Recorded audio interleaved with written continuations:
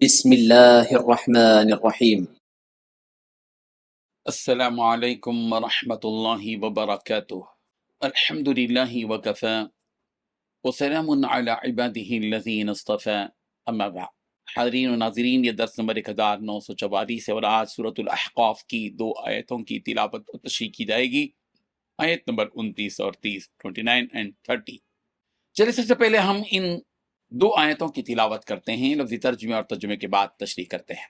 اعوذ باللہ من الشیطان الرجیم، بسم اللہ الرحمن الرحیم۔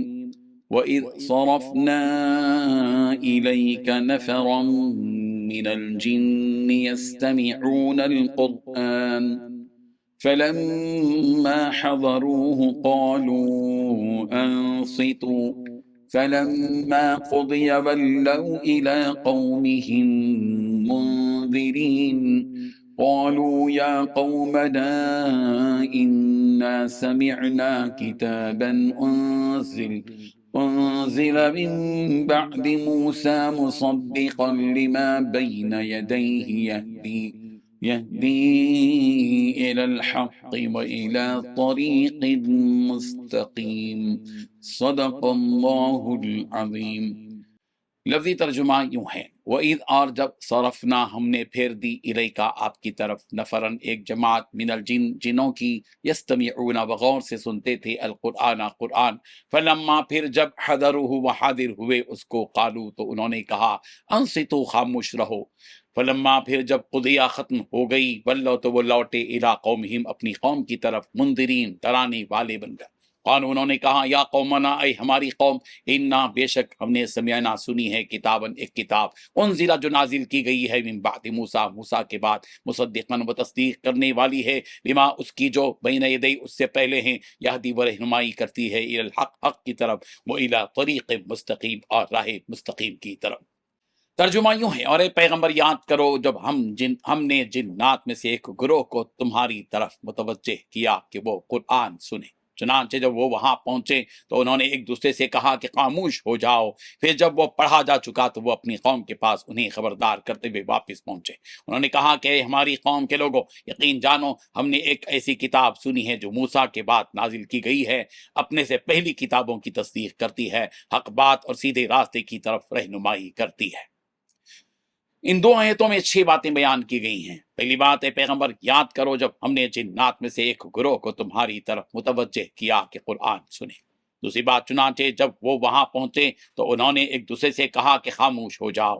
تیسری بات، جب وہ قرآن پڑھا جا چکا تو وہ اپنی قوم کے پاس انہیں خبردار کرتے ہوئے واپس پہنچے۔ چوتھی بات، انہوں نے اپنی قوم سے کہا کہ اے ہماری قوم کے لوگوں، یقین جانو ہم نے ایک ایسی کتاب سنی ہے جو موسیٰ علیہ السلام کے بعد نازل کی گئی ہے۔ پانچویں بات، اپنے سے پہلی کتابوں کی تصدیق کرتی ہے۔ چھٹی بات، حق بات اور سیدھے راستے کی طرف رہنمائی کرتی ہے۔ بزرگان محترم، یہ بات تو معلوم ہے کہ اللہ تعالیٰ نے آپ صلی اللہ علیہ وسلم کو جہاں انسانوں کا نبی بنا کر بھیجا، وہیں جنات کا بھی آپ صلی اللہ علیہ وسلم کو نبی بنا کر بھیجا گیا۔ چنانچہ اللہ تعالیٰ جنات کے گروہ سے متعلق فرما رہے ہیں کہ ان میں سے کون ایمان لایا اور کون ایمان نہیں لایا۔ چنانچہ اللہ تعالیٰ نے فرمایا کہ اے نبی اپنی قوم کو وہ واقعہ سناؤ کہ جب ہم نے آپ کی طرف جنات کی ایک جماعت کو آپ پر نازل کردہ قرآن سننے کے لیے بھیجا، تاکہ وہ جماعت اپنے اپنے قبیلے اور اپنی قوم میں جا کر اس دین کی تبلیغ کریں۔ لہذا جب وہ آپ کے پاس آ پہنچے تو سب ایک دوسرے سے کہنے لگے کہ بالکل خاموشی اختیار کرو تاکہ ہم اس قرآن کی آیتوں کو غور و خوض سے سنیں اور اسے سمجھیں کہ کیا کہا جا رہا ہے اور یہ کیسا کلام ہے۔ حضرت عبداللہ بن مسعود رضی اللہ عنہ سے مروی ہے کہ جنات کی جماعت آپ علیہ الصلوۃ والتسلیم کے پاس اس وقت آئی جبکہ آپ وادی نخلا میں، جو کہ مکہ اور طائف کے درمیان میں ہے، قرآن کریم کی تلاوت فرما رہے تھے۔ تو جب اس جماعت نے اس قرآن کو سنا تو اپنے ساتھیوں سے وہ کہنے لگے کہ خاموش ہو جاؤ۔ انہوں نے لفظ صح کہہ کر ایک دوسرے کو مخاطب کیا۔ ان کی تعداد 9 تھی، ان میں سے ایک کا نام زوبع تھا۔ تب اللہ تبارک و تعالیٰ نے یہ آیت وَإِذْ صَرَفْنَا إِلَيْكَ نَفَرًا مِّنَ الْجِنِّ سے لے کر ضلال مبین تک نازل فرمائی۔ حضرت زبیر رضی اللہ عنہ سے مروی ہے کہ آپ علیہ الصلوۃ والتسلیم اس وقت عشاء کی نماز پڑھ رہے تھے۔ حضرت ابن عباس رضی اللہ عنہما نے ان کے تعداد کے بارے میں فرمایا کہ وہ 19 جنات تھے کہ ان میں سے ہر ایک کو اللہ کے نبی نے اپنی قوم میں پیغام پہنچانے کے لیے بھیجا۔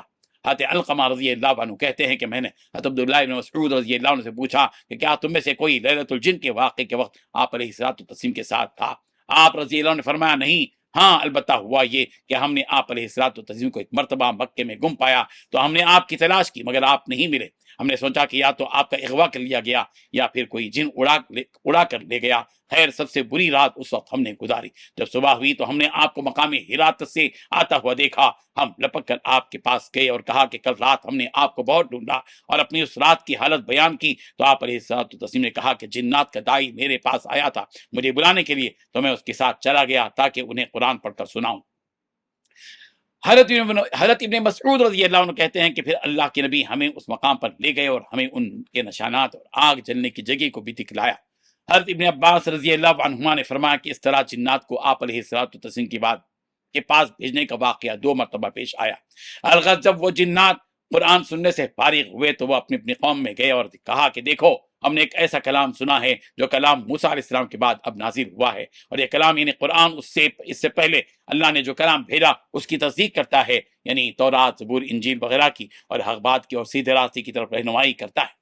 سورہ جن میں بھی اس واقعے کا ذکر ہے، قل اوحی الی انہ استمع نفر من الجن فقالوا انا سمعنا قرآنا عجبا یہدی الی الرشد فآمنا به ولن نشرک بربنا احدا۔ اے پیغمبر کہہ دو میرے پاس وحی آئی ہے کہ جنات کی ایک جماعت نے قرآن غور سے سنا اور اپنی قوم سے جا کر کہا کہ ہم نے ایک عجیب قرآن سنا ہے جو راہ راست کی طرف رہنمائی کرتا ہے، اس لیے ہم اس پر ایمان لے آئے ہیں اور اب اپنے پروردگار کے ساتھ کسی کو عبادت میں ہرگز شریک نہیں مانیں گے، لہذا ہمیں چاہیے کہ اس پر ایمان لے آئیں۔ اللہ تبارک و تعالی ہم سب کو ان آیات کو سمجھنے کی توفیق عطا فرمائیں۔ آمین۔ وآخر دعوانا ان الحمد للہ رب العالمین۔